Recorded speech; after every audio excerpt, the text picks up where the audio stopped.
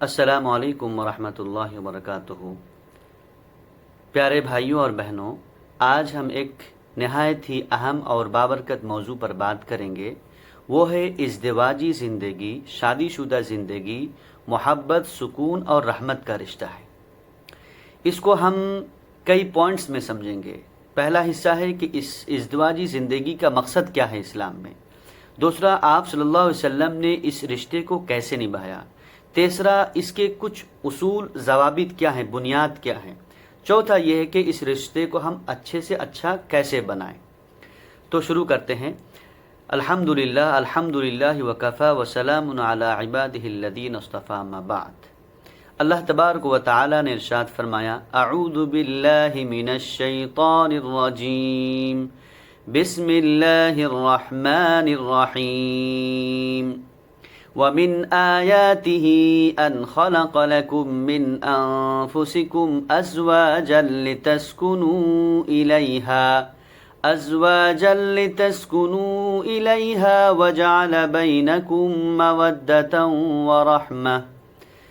ترجمہ سماعت فرمایا، اور یہ اللہ تبارک و تعالیٰ کی نشانیوں میں سے ہے کہ اس نے تمہارے لیے تمہارے ہی جنس سے بیویاں پیدا کی تاکہ تم ان سے سکون حاصل کرو، اور تمہارے درمیان محبت اور رحمت پیدا کی۔ عزیز بھائیوں اور بہنوں، اسلام میں شادی، بیاہ، نکاح یہ کوئی رسمی تعلق نہیں ہے، بلکہ یہ دو روحوں کا، دو دلوں کا ایک پاکیزہ بندھن ہے جو انسان کو محبت، انسان کے دل کا اطمینان اور اس کے اندر رحمت ہو۔ یہی وہ رشتہ ہے، یہی وہ بندھن ہے جہاں انسان کے دل کو اطمینان ملتا ہے، سکون پہنچتا ہے، انسان اپنے آپ کو کمپلیٹ اور مکمل محسوس کرتا ہے۔ اسلام میں دراصل نکاح ایک مضبوط خاندان اور ایک مضبوط امت کی بنیاد ہے۔ اب آئیے اس کو سیرت کی روشنی میں سمجھتے ہیں۔ آپ صلی اللہ علیہ وسلم نے ارشاد فرمایا، ترمذی شریف کی حدیث ہے، کہ تم میں سب سے بہتر وہ شخص ہے جو اپنے اہل خانہ کے لیے، اپنے پریوار کے لیے سب سے اچھا ہے، اور میں اپنے پریوار کے لیے سب سے اچھا اور سب سے بہتر ہوں۔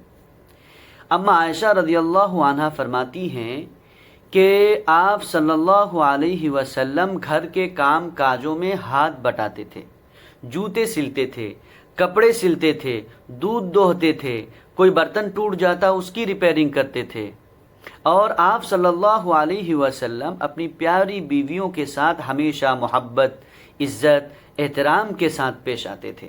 آپ صلی اللہ علیہ وسلم نے کبھی اپنی بیویوں پر غصہ نہیں کیا۔ کوئی مسئلہ آتا تو اس کو ٹھنڈے مزاج سے، محبت سے، نرم دلی سے اور حکمت کے ساتھ اس کو سالو کرتے تھے۔ اور یہی وہ اسوہ حسنہ ہے جو آج کے شوہروں اور بیویوں کے لیے مشعل راہ ہے، نمونہ ہے، ان کی بہتر زندگی کی بنیاد ہے، اور اس اسوہ حسنہ کو سیکھ کر، بلکہ سیکھنا چاہیے، ہمیں سیکھ کر اس پر عمل کرنا چاہیے، تو انشاءاللہ ہماری زندگی اچھی اور بہتر ہوتی چلی جائے گی۔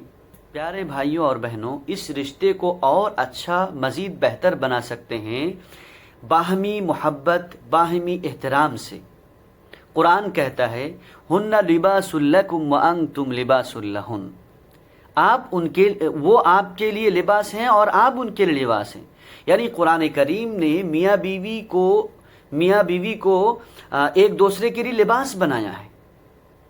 لباس جس طرح انسان کے جسم کو ڈھانپتا ہے، اس کو تحفظ فراہم کرتا ہے، حفاظت کرتا ہے، اسی طرح اس کو زینت بھی بخشتا ہے، خوبصورت بھی بناتا ہے۔ اسی طرح میاں بیوی ایک دوسرے کے لیے ستر ہیں، سکون ہے اور زینت ہے۔ یاد رکھیں، محبت صرف لفظوں میں ظاہر نہیں ہوتی ہے، بلکہ اخلاق، عادات، آپ کی بیہیویئر سے بھی ظاہر ہوتی ہے۔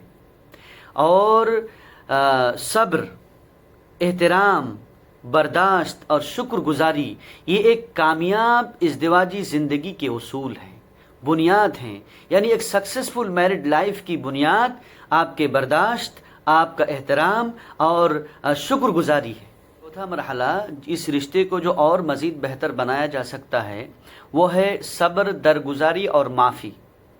یاد رکھیں، کہ ہر رشتے کے اندر اختلاف آ سکتا ہے، اتار چڑھاؤ آ سکتا ہے، لیکن ایمان والا وہ ہے جو درگزاری کے ساتھ، صبر کے ساتھ، معافی کے ساتھ معاملے کو ڈیل کرے۔ آپ صلی اللہ علیہ وسلم نے کبھی بھی اپنے ازواج مطہرات، اپنی پیاری بیویوں پر غصہ نہیں کیا، ہاں ان کو نہ ڈانٹا، بلکہ ہمیشہ محبت کے ساتھ، عفو درگزاری کے ساتھ معاملے کو ڈیل کیا ہے۔